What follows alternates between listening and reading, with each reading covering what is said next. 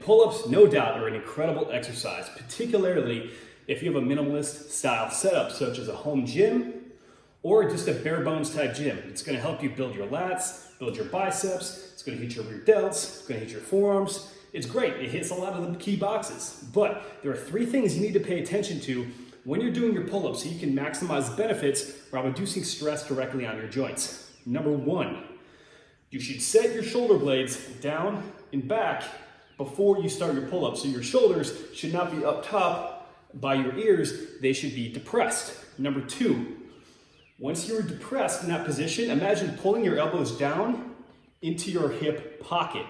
You want to imagine pulling your elbows down into your hip pocket. That's going to help you engage the lats. That cue is an absolute game changer. And then number 3, you don't necessarily need to get your chin over the top of the bar. What happens, particularly if you struggle with shoulder mobility, if you get too far down, what happens, the humerus will go up into the shoulder capsule and it starts to slam forward into what we call anterior humeral glide. So if you have limitations in terms of mobility, you may actually want to stop your pull-up before your chin gets over the top of the bar. I want you to think about pulling directly to your sternum. So let me break down a rep for you.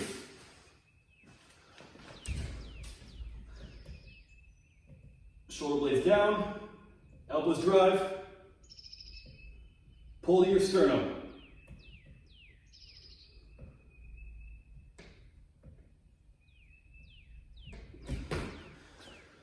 See, pull-ups, much like squats, much like deadlifts, they look simple on the outside, but it's important that you nail down these basics of technique first.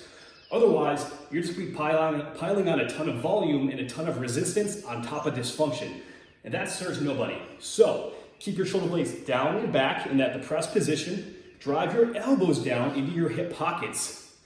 And then, when you're pulling up, you don't have to aim to get your chin over the bar. If you can, great, but imagine pulling to your sternum. If you get too high and you don't have the requisite shoulder mobility, you'll slide into anterior humeral glide. Humerus will jam it to the front of that shoulder capsule, causing issues down the road. So take those, master your pull-up, and let me know if you have any questions.